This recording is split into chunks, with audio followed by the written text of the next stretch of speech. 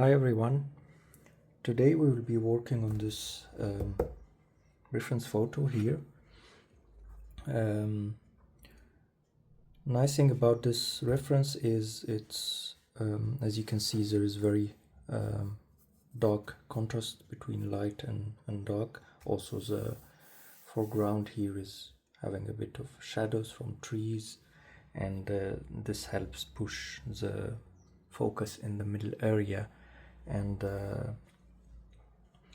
it's a very nice reference to show the importance of working on your values, because I see a lot of people mixing very light darks, or when they do the shadows they don't really use a strong color or a strong value for the shadows, and then they lose a lot of the strength of a photo, because with watercolor it's usually about painting light versus dark, and the better you can, like, have this strength of the difference of the color, the contrast, the better your painting and your lights would be in your watercolor. So let's start. I'm not going to paint these in this painting, like these trees coming, but if you're going to be following me, feel free to. So let's start. I'm going to first start with the first wash. I'm going to be using a bit of this is Cobalt Blue.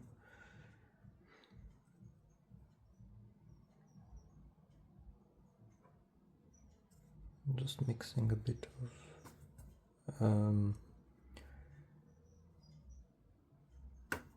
of watery wash.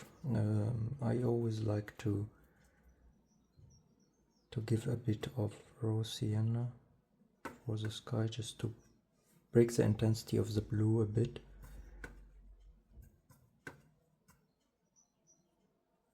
I think this is fine, just maybe a bit more water.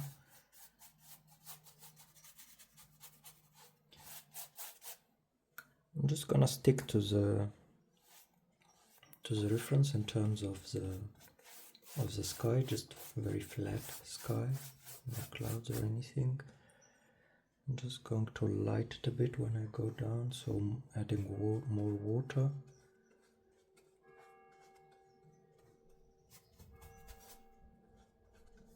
I'm painting around the building.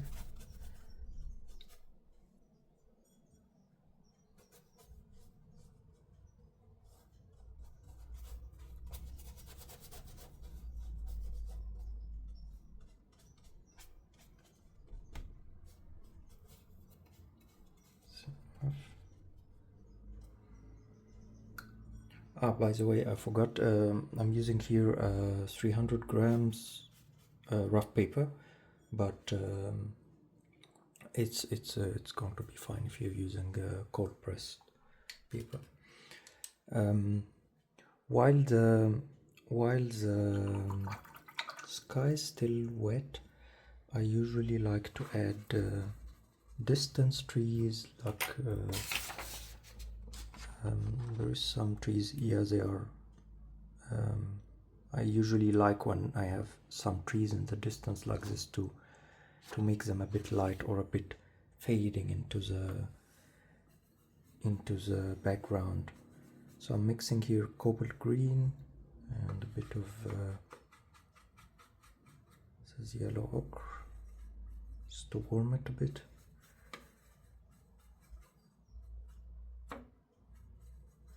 And I'm just going to a bit.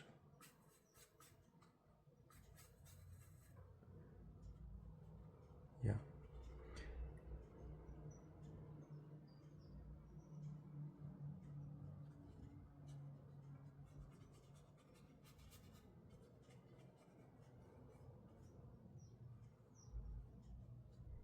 And the same on the other side. There is going to be a tree here, a bit in the foreground than the back, but I'm going to, since the tree here is going to be much darker, so or have more strands of color, so it's fine. I'm just going to go all over this here, just adding some distance trees.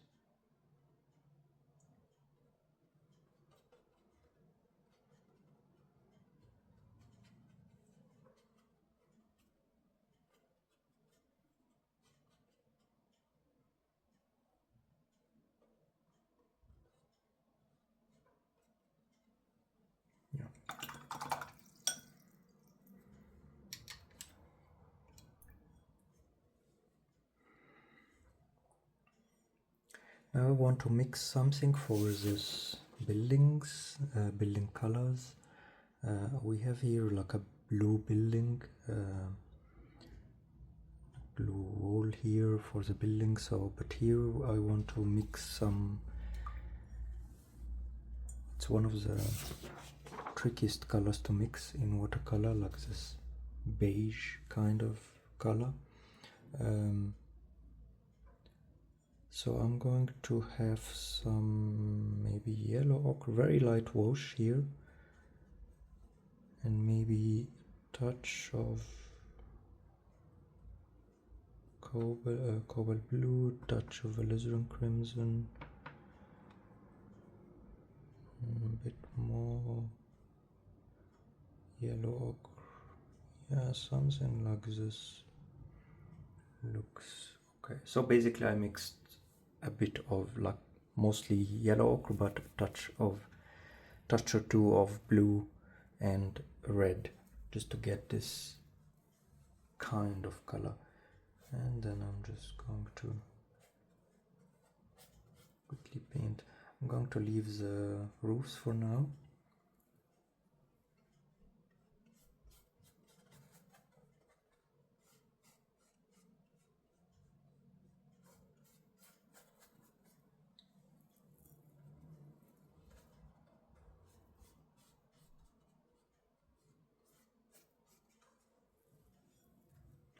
And maybe mix a bit more blue to the same color. I don't want to use this very strong blue here on this building from the photo, because I think it will just distract from my focal point here. So I'm just going to have a bit of a muted kind of blue here. I just added a bit more blue to this mix here, and I'm gonna go over it, and yeah.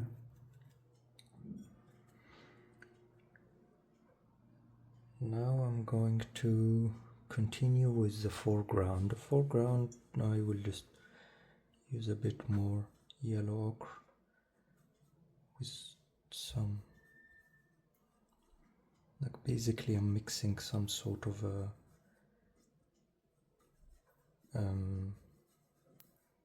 greenish mixture, yeah, something like this, and then yeah, maybe a bit more, yeah.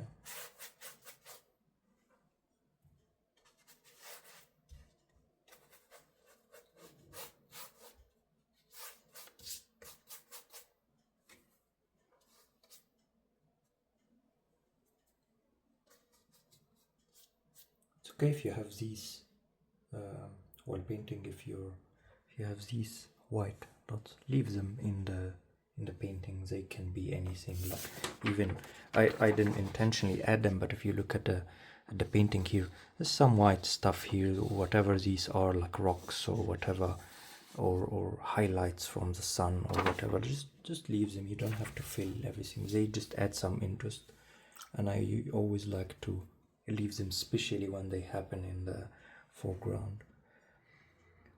Now with a bit smaller brush I want to do the roof. The roofs are a bit, I'm using here raw sienna, burnt sienna, but also I want to, yeah, I think this is fine, because I don't want a very strong color. Yeah, this is fine.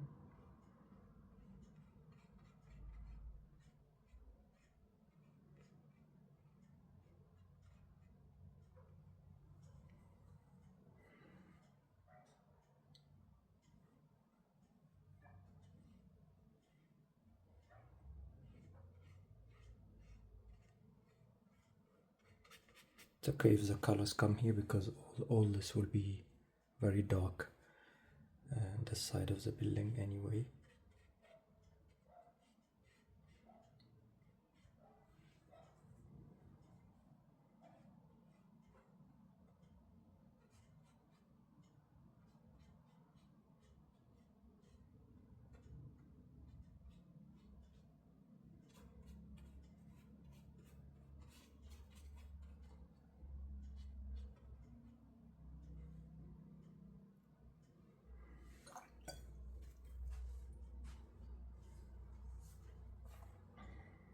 Good.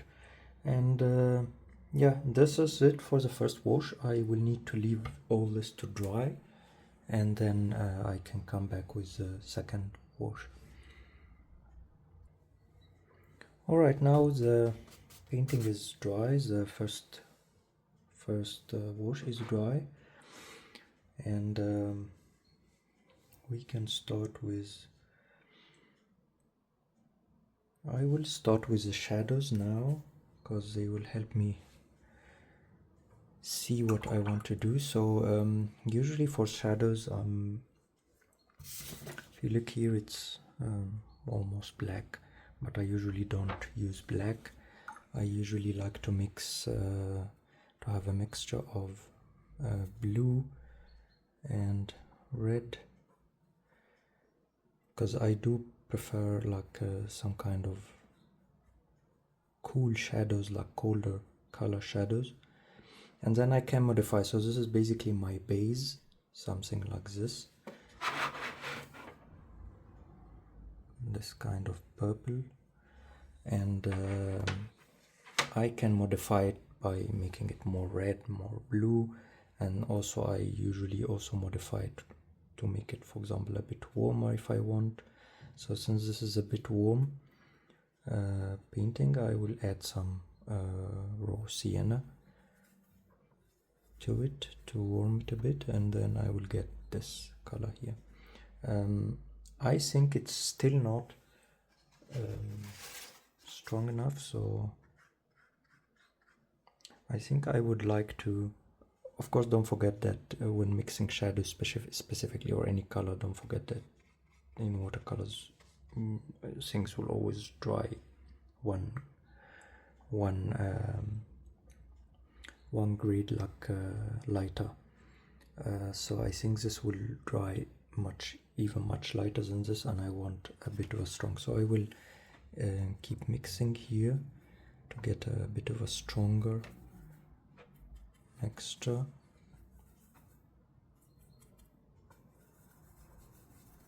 Mixing Cobalt Blue and alizarin crimson just to reach the strands I want, and then I will go make it again a bit warm by adding raw sienna.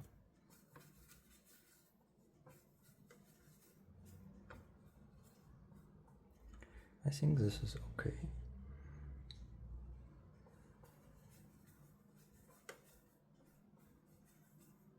Maybe a touch.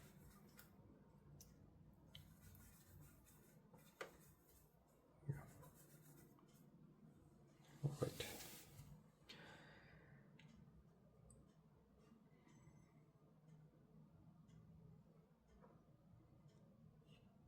Yeah, this is a strong, very nice color.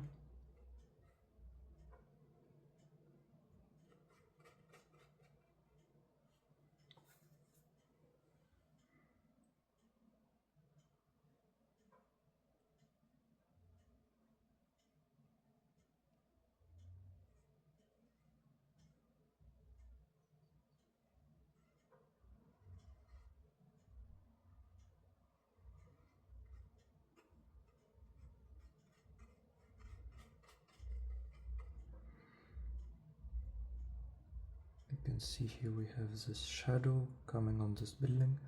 Technically also this should be a bit more in the shadow.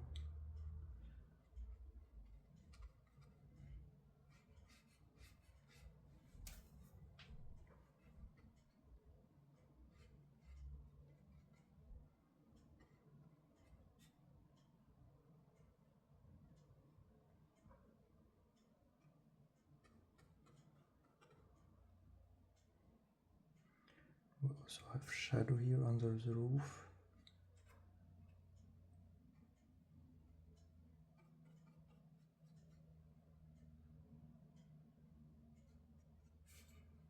And this whole building, like this small thing, should be pulling a bit some shadow on the ground. And then I will go on the other side here. These shadows all over these here. I'm gonna work on this.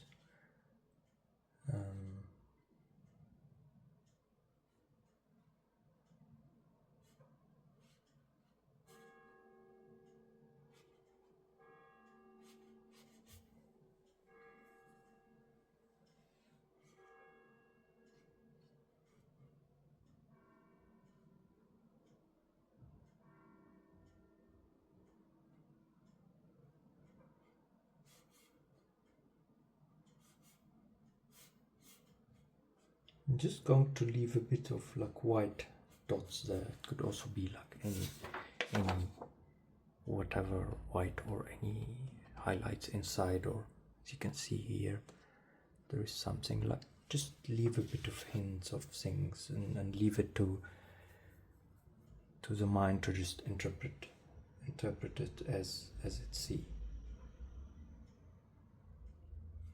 I'm adding a bit here of shadows also on the side of building.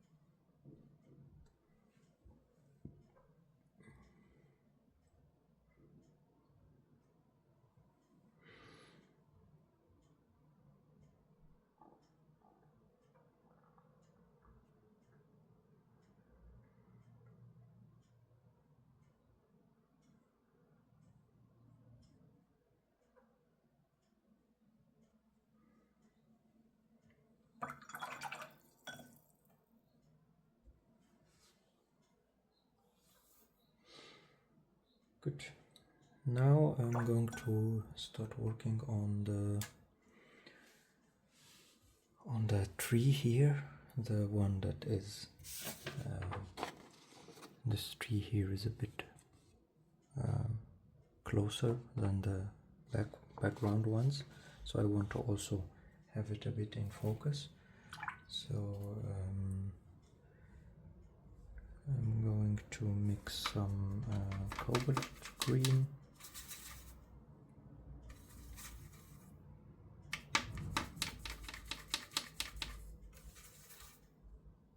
mixing here a bit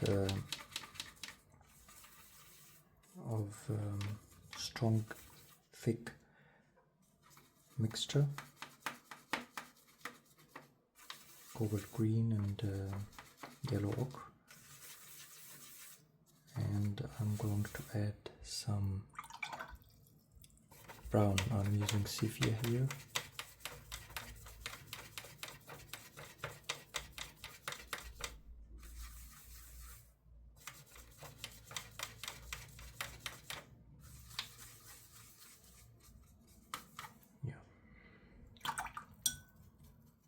I'm going to take, as you see, I left a bit like something light here, something dark. I'm going to start with this here, and I'm going to be using like a dry brush, so I'm just going to be doing this. If you're wondering about the dry brushing, you can check the other videos I made. The other video I made specifically for dry brush techniques for trees specifically. And then when I come here to this end, I'm going to start darkening it a bit.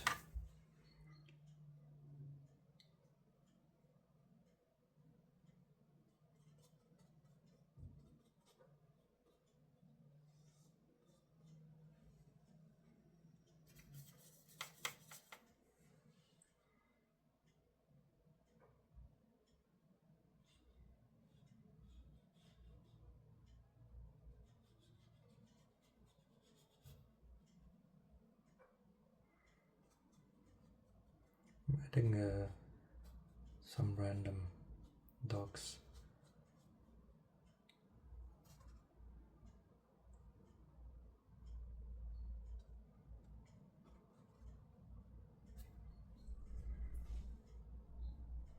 Yeah.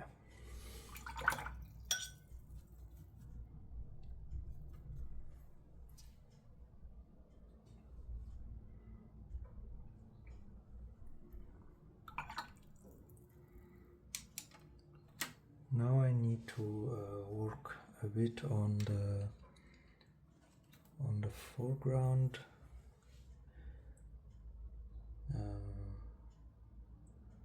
There is some leaf, like grass here. It's a bit of a dead grass kind of thing. So let's just try and see.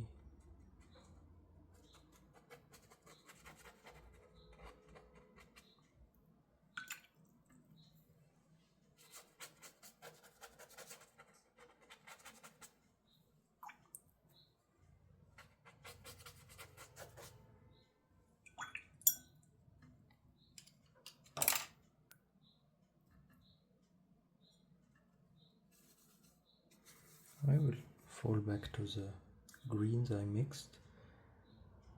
Then maybe you don't, when working from reference photo, you don't, or even if you're outside painting, you don't have to 100% stick to what you're seeing. It's at the end, it's painting. It's your interpretation of the scene, so it doesn't have to be completely identical. You can just do whatever changes you think is good, or you prefer better.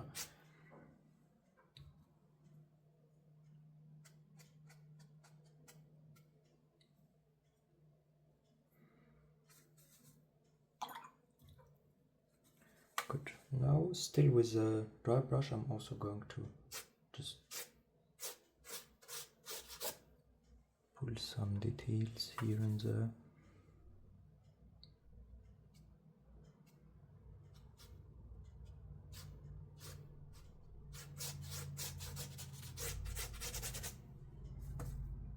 I'm basically using the advantage of the rough paper to get this effect. You can achieve this on cold pressed or rough. It doesn't have to be rough. It doesn't have to be a rough paper for it to work. It also works on cold press.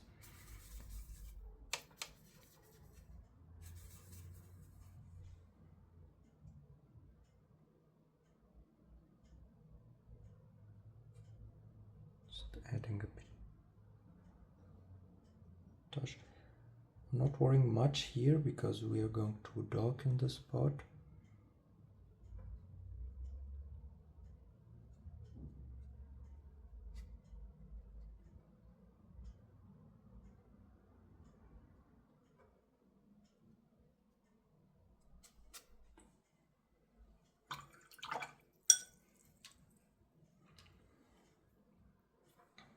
Okay, now I'm going to go back to this mixture here we did, and I'm going to use it as is. I'm just going to maybe warm it a bit more.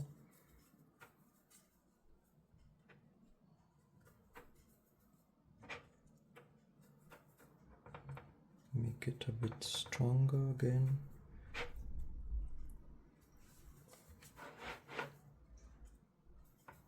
Yeah, and then I'm going to try to do something like this. I'm not going to really go into like doing all these, because this is a shadow from a tree, but it doesn't have to be you don't have to make all these places where the light fall. You can just add one or two. Like in such cases, I just go with the flow and see what the brush will do.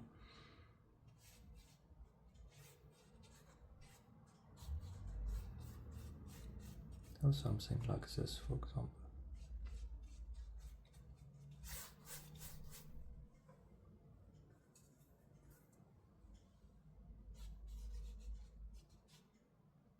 I'm basically going like right and left, and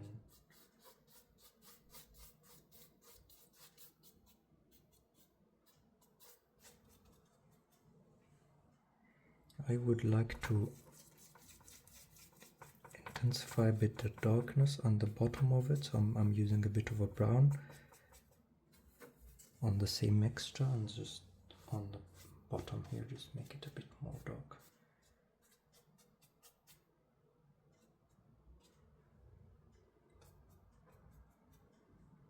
Yeah.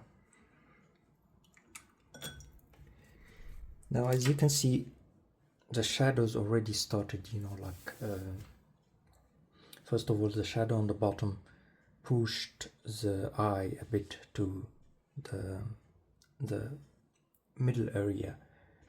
In some paintings, I also like to darken the sky more from the top, so that you have darks here, so you're pushing the eye to the center point of your painting. I just didn't do this with the sky here.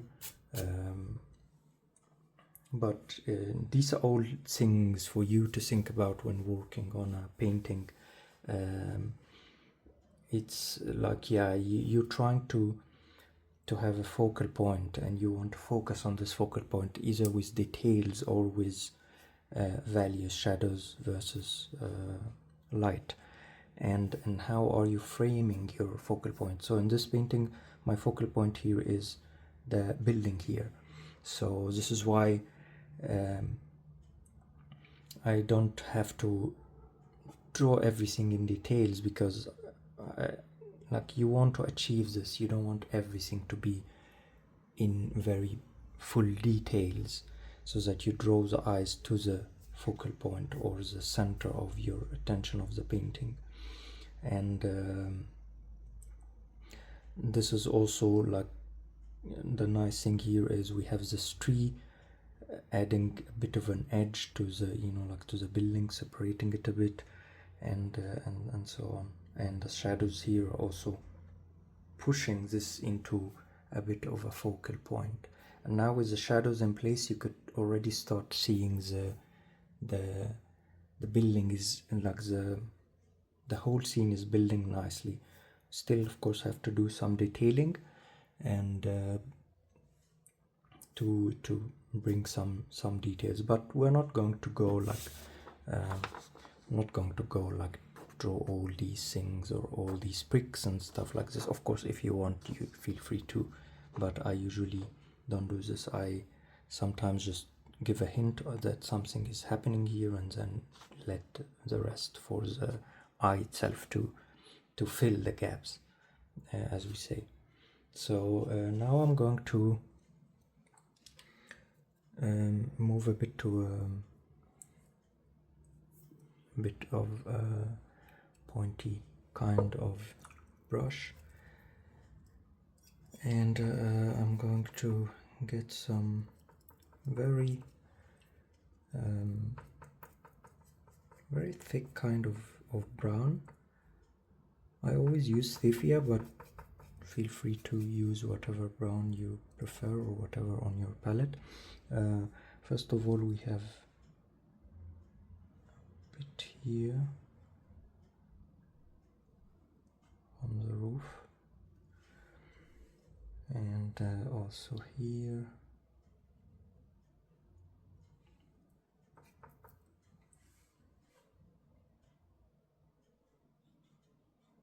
Just a touch here, and yeah, be careful because here it's not dry yet.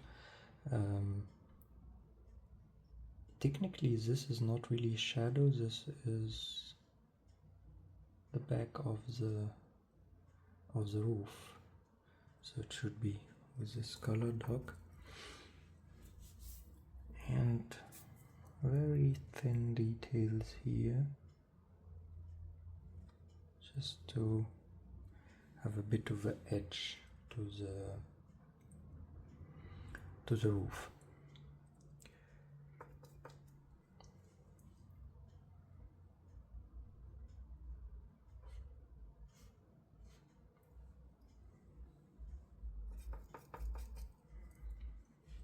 Some kind of a hole here. Can basically start adding, like, this is what I usually do, like very randomly with the brush, especially when you have things like this. You just want to indicate that there is something happening here.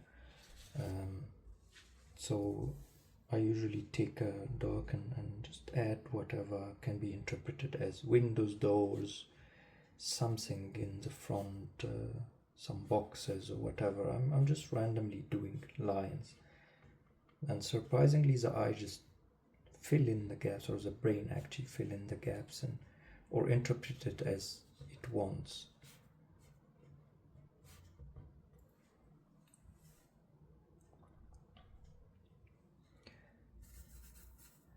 This building has also a couple windows here, just not very visible on this print.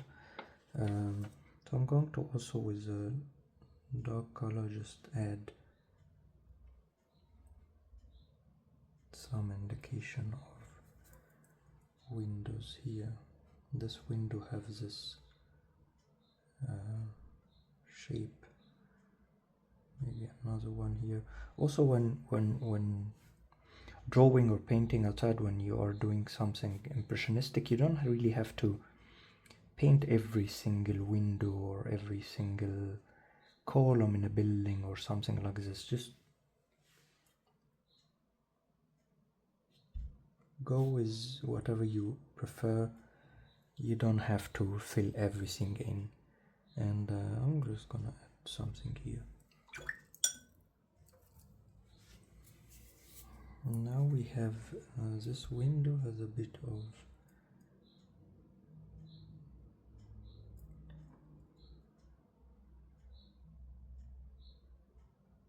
an edge here, and I think we need a bit of raw sienna here, for burnt sienna for this window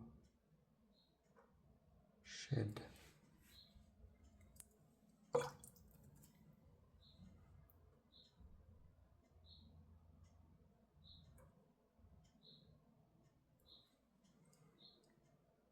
Yeah.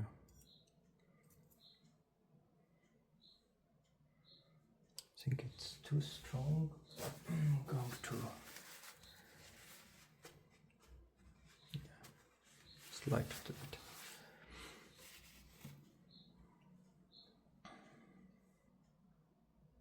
See what happened here? You should be, look, I wasn't careful enough. I should have waited for this to dry, because especially with detailing you will always want to rest your hand.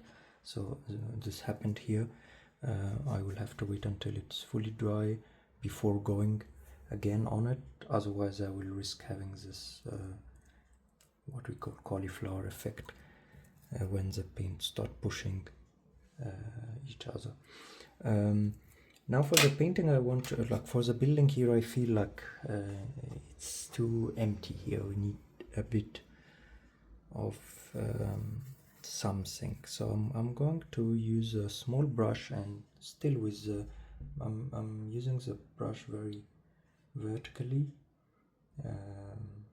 very horizontal, like horizontally against the paper, and I'm just going to push and just add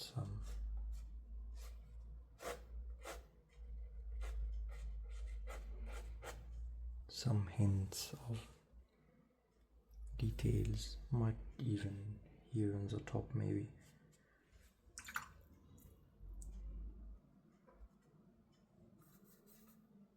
Maybe even use some other color and get some water, just to add some interest.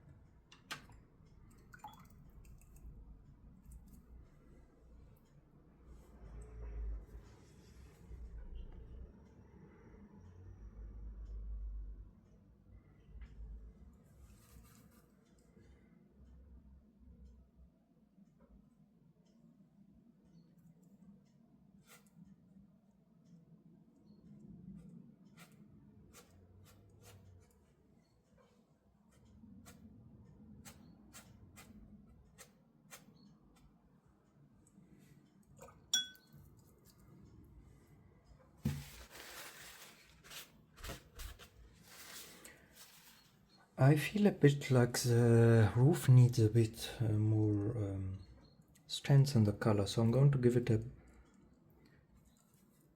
layer of light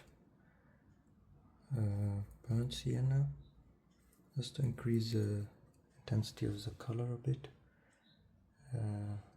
Yeah, this is nice.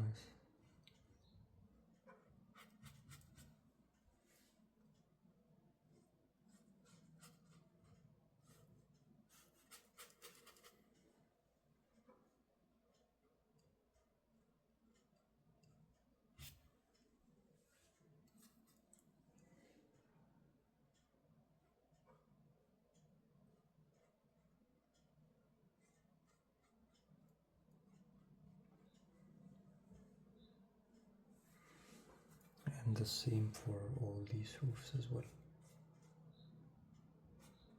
Just because I felt like the building color was becoming the same as the others and looked like all one big shape, so now I think it's more isolated and also helped push this building to the focus much more.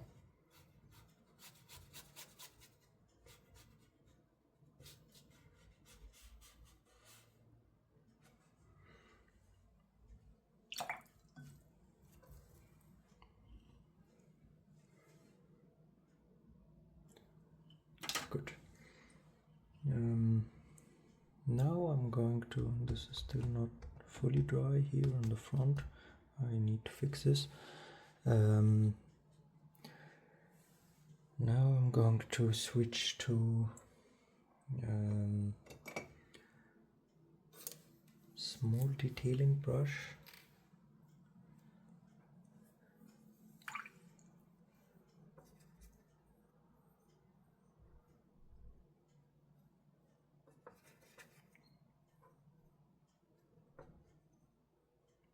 And just play around, as I said, like just adding random lines and random things in a bit of strong color, like not watery, like I'm not even mixing it here, I'm just immediately taking it from the wheel here, so it's very strong color, and then, as I said, I'm just adding random details here and there, the same we did here. There is actually here like some two pieces of wood or something. You can also add something like this.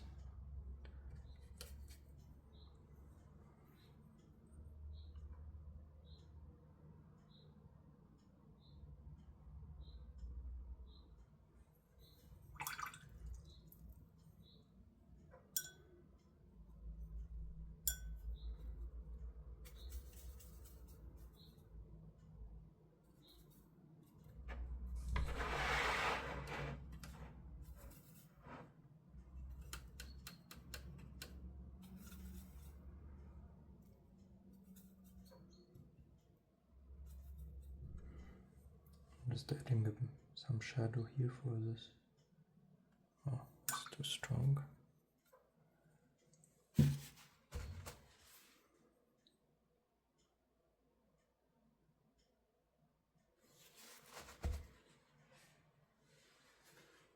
Yeah, and back to my brown.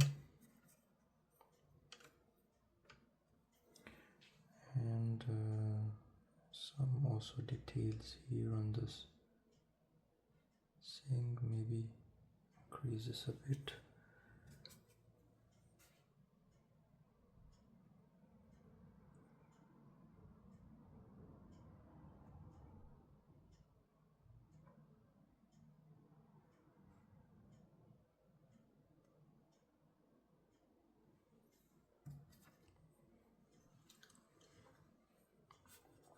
I'm not really following anything in the reference at this point, I'm just trying to add some details.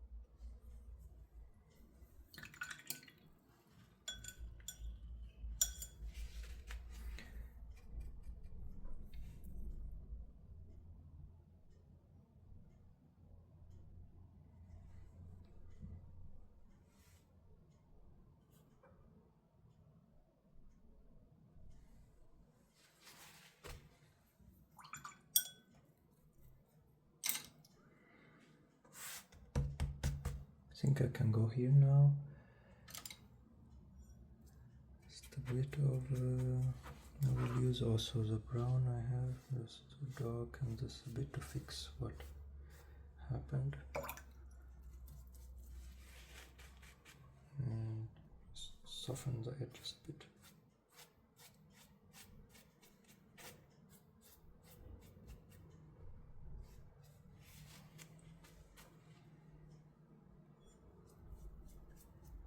Yeah.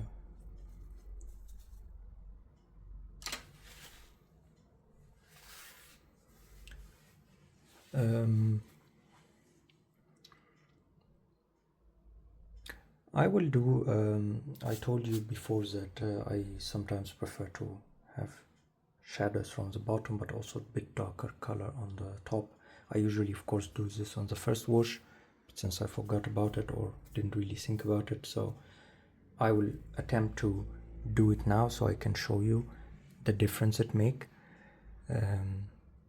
So I will need to wet a bit, so I have to have clean water as well, and maybe just go with the gradient wash from the top, and I have to stop before reaching these because I don't want to ruin anything. Just a bit of maybe until here, a bit darker gradient to the bottom.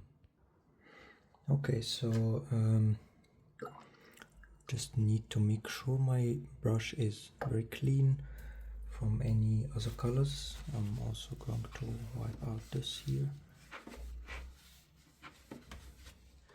As I said, I usually don't do this at the end because there is a lot of things to worry about at the end. Is it going to look nice, stuff like this, so I usually plan this ahead when I'm doing it, but I can show you that it's still can be done always. So I'm mixing Cobalt Blue, and I'm also going to give a bit of raw Sienna. It's too gray now. Alright, so more blue. More blue. Yeah.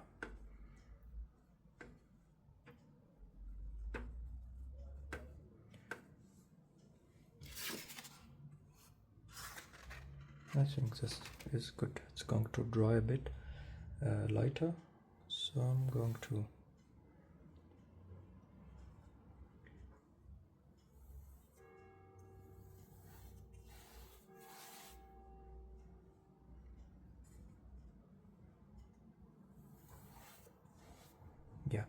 and that's it. I'm going to clean my brush, get water in my brush, and then start just basically diluting this very much so that it blends into the existing color. I think that's enough. I don't want to get anything, and then I'm going to, because I could see a bit of an edges, so with a paper towel you can just touch this here.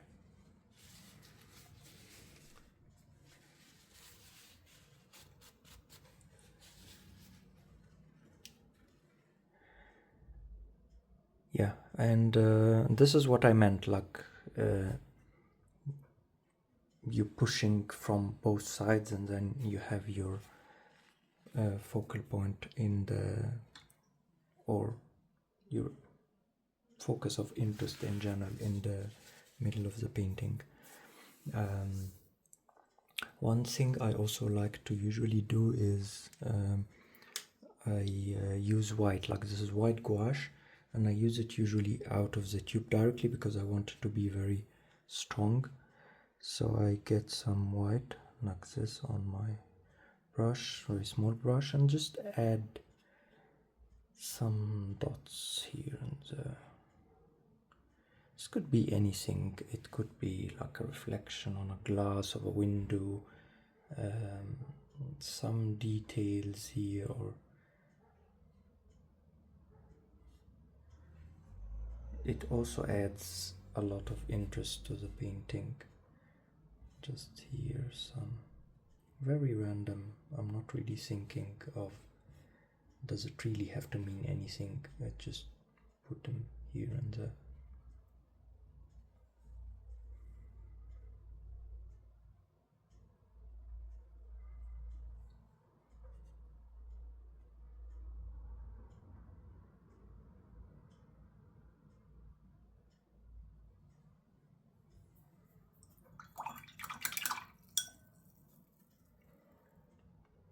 This is not yet dry because I want to add some birds in the sky to add some interest. And as you can see, I made the same mistake again, so be careful with this. So, but at least this is manageable. It's not very visible here, my hands touched. And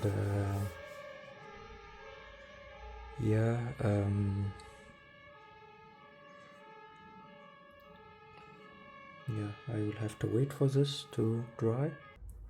Alright, I dried the sky with a hair dryer just to speed it up a bit.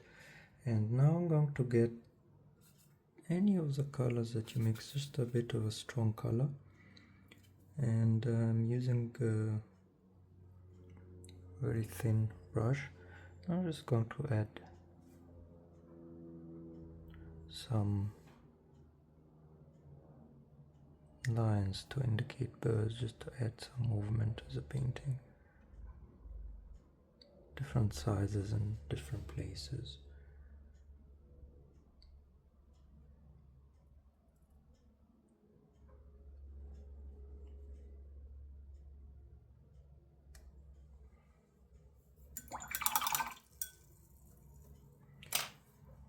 And I think that's it. Let's remove this and see.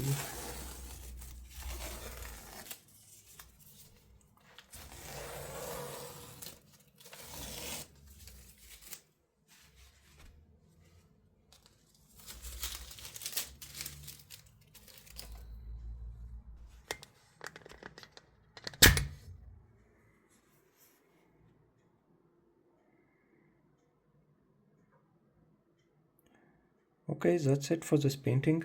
I hope you enjoyed the video and see you next time.